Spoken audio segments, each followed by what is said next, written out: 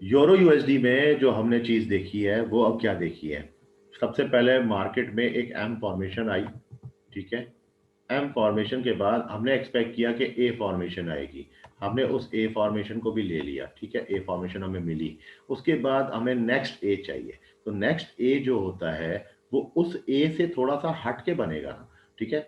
Market ने एक trend को तोड़ा, तोड़ने के बाद मार्केट पे ऊपर जाके वापसी रिवर्स हुई। तो ये जो फॉर्मेशन थी ये ए फॉर्मेशन थी जिस पे हम ट्रेड लेना चाह रहे थे बाय सेटअप्स के। उसके बाद खैर बहरहाल उसके बाद फिर नीचे आते हैं। नीचे आके देखें तो अब मैं एक्सपेक्ट करता हूं कि इस जोन के अंदर मुझे डब्ल्यू चाहिए, जो मैंने पीछे माजी में भी कल परसों बात की, मैंने कहा मुझे डब्ल्यू चाहिए इस जगह पे। मैं ये एक्सपेक्ट कर रहा हूं कि वो डब्ल्यू यहाँ पे आएगा, इस जगह पे। इस जगह पे हमें डब्ल्यू मिलेगा और वो डब्ल्यू एटलीस्ट इस एरिया को टच करेगा। हमारे पास 2 दिन का टाइम है, मंडे और ट्यूसडे। मंडे ट्यूसडे मैं ये एक्सपेक्ट कर रहा हूं कि मार्केट इसको ऊपर फेंकेगी मजीद कंटिन्यूएशन के लिए, ठीक है। जाहिर है यहाँ जब डब्ल्यू बनेगा तो इधर फिर एक एम भी बनेगा, ठीक है। तो उम्मीद ये है, हाँ अलबत्ता ये सेटअप क्योंकि फास्ट फॉरवर्ड होगा।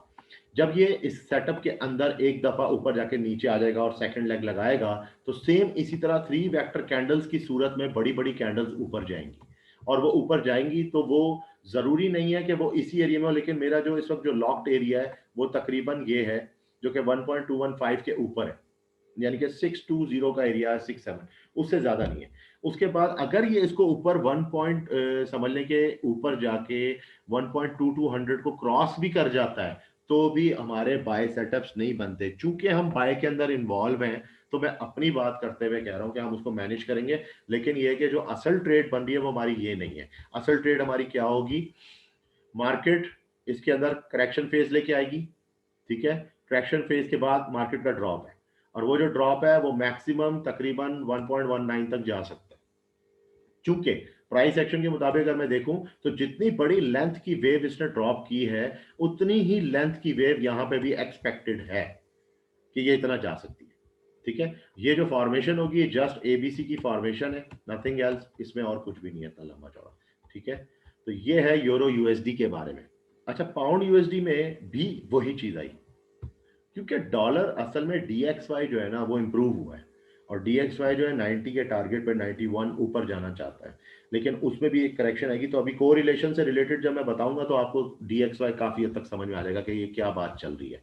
पाउंड यूएसडी में हम ये एक्सपेक्ट कर रहे हैं कि पाउंड यूएसडी में भी यहाँ पे एक एम फॉर्मेशन बनी है, ठीक है, बेशक बनी है। उसके बाद मार्केट ने एम फॉर्मेशन के अंदर ही 3 वेक्टर कैंडल ली है। दैट मीन्स कि इस जगह पे कोई प्रॉब्लम है। अच्छा, अगर हम इसको वैसे देखें तो एक किस्म का ये राइजिंग वेज है, ठीक है। राइजिंग वेज जो होता है वो कुछ इस तरह से जब बनता है तो वो आगे जाके भी मजीद कंजस्टेड होगा। तो आई थिंक के पाउंड यूएसडी में 2 सिचुएशन निकल रही है। नंबर 1, हम नहीं जानते कि मंडे को क्या होगा। अगर कुछ ऐसी सिचुएशंस संडे की आ जाती हैं जो कि डॉलर को मजीद इंप्रूव करती हैं तो मार्केट यहीं से फॉल करेगी, नंबर 1। लेकिन मैं ये एक्सपेक्ट कर रहा हूँ कि ऐसा नहीं होगा। मार्केट में चूंकि अब सेलर्स आ चुके हैं तो उन सेलर्स को थोड़ा सा इंड्यूस करने के लिए बाय का सेटअप दिखाया जाएगा। तो मेरी एक्सपेक्टेशन ये है कि मार्केट यहाँ से बाय जाएगी, ठीक है। बाय जाने के बाद हो सकता है कि इस एरिया को 1.37 को ब्रेकआउट कर जाए। उसकी वजह यह है कि यहाँ पे ऑलरेडी एक दफा टच हुआ, 2 दफा टच हुआ, 3 दफा यहाँ पे मार्केट ने 3 अटेम्प्ट्स ले लिए। 3 रिजेक्शन के बाद अगर अगर बाय चली जाती है ऊपर की तरफ तो लाजिम ब्रेकआउट आएगा। वो ब्रेकआउट बहरहाल एक छोटा सा ब्रेकआउट होगा, उस ब्रेकआउट के बाद मार्केट ने फॉल कर देना है। तो हमारा जो ट्रेडिंग सेटअप है वो ये है कि हमने इस बाय को अवॉइड करना है। हमने अवॉइड करना है, इसके अंदर नहीं आना। अगर कोई इसके अंदर है, अपने बाय लगा बैठा है तो वो उसको मैनेज कर सकता है, उसके बाद ऑप्शन है कि वो मैनेज कर सकता है। लेकिन उसके साथ साथ वो ये भी जेहन में रखे कि अपना एहतियातन अगर उसकी ट्रेड हैच करनी है तो इधर अपने पेंडिंग ऑर्डर लगा के रखे, क्योंकि अगर मार्केट स्लिप करती है तो मार्केट फिर बहुत बड़ी मूव है, जितनी बड़ी मूव है उसमें अकाउंट उड़ सकता है। तो इसलिए मैंने उस हिसाब से ये मैनेज करके पूरा समझाने के लिए बनाया है। तो पाउंड यूएसडी हम लोग बड़ा सिंपल एक जेन रखा हुआ है, ऊपर जाएगा और नीचे आएगा, ठीक है। ये है पाउंड यूएसडी का सेटअप। न्यूजीलैंड डॉलर में भी सेम वही चीज हुई, ठीक है। ये पोर्शन डीएक्सवाई की वजह से हुआ। लेकिन अब मैं नोट करूं ये वेव आई, ये करेक्ट गई, ये नीचे गई, ठीक है। तो मैं ये एक्सपेक्ट कर रहा हूँ कि इस वेव को देख के मैंने अंदाजा लगाया कि ये विद इन द वेव का एक अगर ए फॉर्म लूँ तो इस ए फॉर्म का ये एबीसी पोर्शन है, ठीक है। तो अगर मैं उसका वेव एनालिसिस लगाऊं तो मैं ये एक्सपेक्ट कर रहा हूँ कि मार्केट थोड़ी बहुत फर्दर नीचे जाके एक दफा इंटैक्ट होगी इस एरिया पे। ये एरिया इंटैक्ट हुआ हुआ है बहुत दफा, तो ये की एरिया है, इधर से इंटैक्ट होकर मार्केट ने करेक्शन लेनी है। लेकिन मैं आपको बताऊं न्यूजीलैंड डॉलर की करेक्शन थोड़ी सी साइड में होगी। वो इस वजह से कि अब मैं आपको इसको साफ करके दिखा देता हूँ कि अगर मैं इसके अंदर एक ट्रेंड लाइन लेता हूँ, लेट्स सपोज अगर मैं इसके अंदर ट्रेंड लाइन लेता हूं तो ट्रेंड लाइन को अगर हम ऐसे ले लें तो विद इन द चैनल ये मार्केट मूव कर सकती है। तो ये खैर मैंने जो इसको ड्रॉप लाइन दी है ये थोड़ी साइड वे लग रही है मुझे। मुझे ये लग रहा है कि ये मजीद इसने नीचे आना है, इस एरिया में इंटैक्ट होना है, उसके बाद इसने साइड वे जाना है, ठीक है। मगर अगर ये साइड वे चली जाती है इस पोर्शन पे, मार्केट साइड वे जाती है, यहाँ पे एक ब्रेकआउट होगा, उसके बाद अगेन डाउन, उसके बाद फिर इसके इंटैक्ट इस एरिया में आ रहा है, ये एरिया भी इंटैक्ट हुआ हुआ है और ये 3 टाइम्स आप नोट करें ये इंटैक्ट हुआ हुआ है। तो पॉसिबिलिटी है यहाँ पे ब्रेकडाउन होगा, ब्रेकडाउन के बाद एक रीटेस्ट होगा, रीटेस्ट के बाद सो ऑन, फिर मार्केट नीचे जाएगी, ठीक है। और ये जो नीचे जाने का जो इसका सेटअप होगा ये 3 वेक्टर कैंडल्स में स्पीड में जाएगी और मार्केट यहाँ पे डब्ल्यू का वेव फॉर्म करेगी। यानी कि हम जो टोटल देख रहे हैं कि न्यूजीलैंड डॉलर के अंदर भी MAAW फॉर्मेशन का सेटअप है, ठीक है। तो ये है न्यूजीलैंड डॉलर। जो लोग इसके अंदर, मेरा ख्याल नहीं क्योंकि हमारा कोई बंदा इसके अंदर बाय में नहीं है, लेकिन अगर कोई है तो अवॉइड करे बाय सेटअप को, क्योंकि बाय सेटअप न्यूजीलैंड डॉलर का ये होगा कि थोड़ा सा, क्योंकि न्यूजीलैंड कमजोर की तरफ जाएगा, साइड वे हो सकता है, सही है। ऑलरेडी यहाँ पे मार्केट साइड वे है, हम कह सकते हैं शार्प भी हो सकता है, लेकिन अगर शार्प हुआ तो इस एरिया में फंसेगा, लेकिन जो कुछ भी है वो विद इन द चैनल होगा। तो एक चैनल यहाँ पे चल रही है उसके मुताबिक होगा। तो एक तो ये हो गया न्यूजीलैंड यूएसडी। अच्छा, गोल्ड का ट्रेडिंग आइडिया। गोल्ड के अंदर क्या हो रहा है? गोल्ड में हमने देखा है कि मार्केट ने एक बहुत बड़ा फॉल लिया है, ठीक है। और मैं ये समझता हूँ कि ये मार्केट का जो है पहला ड्रॉप है, ठीक है।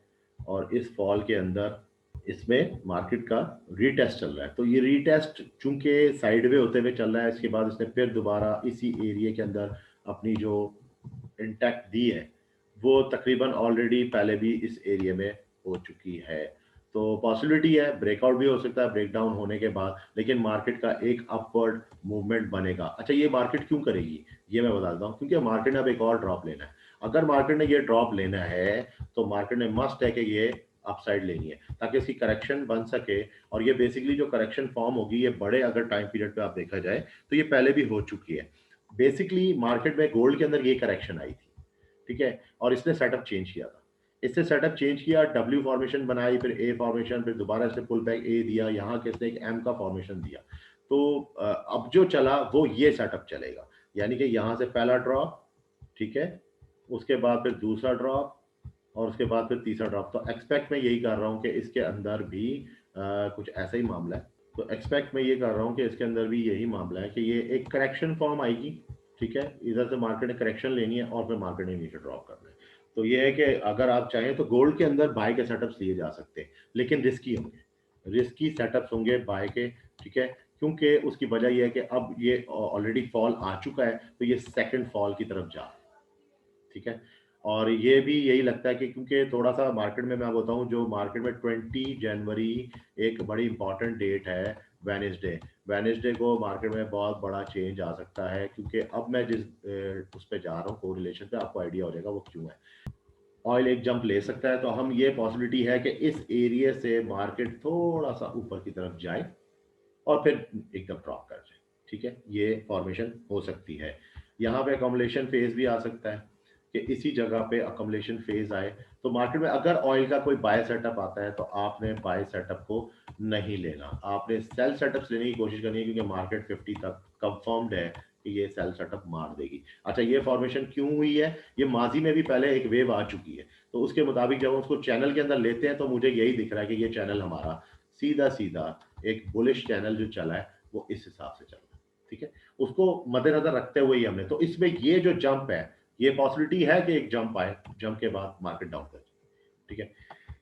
कुछ भी होगा, ये वेव फॉर्म कर रही है, इस जगह पे इंटैक्ट कर रही है, इस जगह पे करेक्शन आ सकती है, वही करेक्शन जो DXY देगा, जो DXY देगा ये वो करेक्शन है, ठीक है। DXY की करेक्शन के अंदर वही सेम प्रोपोर्शनल्स आपको USD JPY में देखने को मिलेंगे, ठीक है। एज वेल एज मैं आपको दूसरे भी और कोरिलेशन में दिखा दूंगा।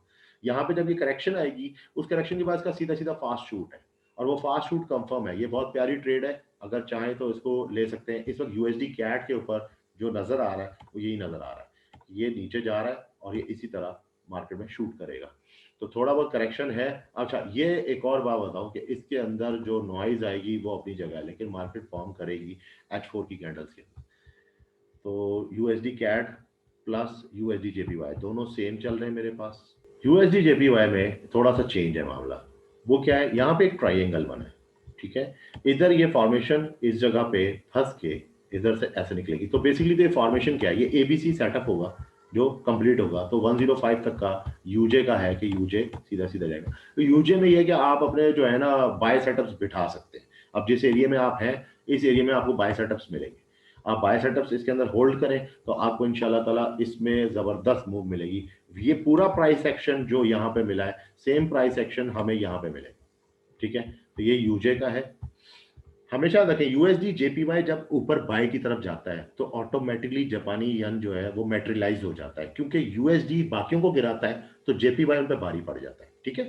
तो ये सेटअप अगर हम उस हिसाब से देखें तो मैं ये समझता हूं जीबीपी जेपीवाई के अंदर भी वही सेटअप बना है। एम फॉर्मेशन बन चुकी है और ये परफेक्ट फॉर्मेशन थी डब्ल्यू की। यहां से इसने पुल बैक्स लिए हुए हैं, लेकिन हम इसको काउंट नहीं करते क्योंकि एक ही साइड के हैं। तो ये जो वी है, ये इसका ए पार्ट, बी पार्ट और ये बी पार्ट। तो डब्ल्यू वी वी एम का फॉर्मेशन हो चुका है। यहाँ पे मैं ये देख रहा हूँ जीबीपी जेपीवाई का जो सेटअप है, ये यहाँ पे आके पहले डाउन होके थोड़ी सी करेक्शन साइडवेज ले सकता है, मगर उसके बाद इसके ड्रॉप्स है, ठीक है। वो ड्रॉप्स पहले भी इस तरह के आए हैं, आप देख सकते हैं। तो ये चूंकि एक रेंजिंग मेथड से निकला है, ये रहा। तो ये रेंजिंग मेथड से निकला है और मजीद इसमें वो फिर हम नेक्स्ट वीक देख लेंगे कि क्या सेटअप बना। अगर ये यहाँ पे मार्केट मिल जाती है हमें, तो फिर हम देखेंगे नेक्स्ट सेटअप इसका कहां तक जाके। तो मजीद ड्रॉप्स भी इसमें आ सकते हैं 135 तक के। खैर वो बात की बात है। अभी जो है हमारा जो टारगेट है वो ये है कि जीबीबी जेबीवाई में जो भी ट्रेड करेंगे उसके अंदर मार्केट यहाँ पे आके ये जिस तरह हेड एंड शोल्डर टाइप बनता है फॉर्मेट बनेगा और उसके बाद फिर मार्केट नीचे जाएगी, ठीक है। तो अब तक के टोटल ट्रेडिंग आइडियाज ये है।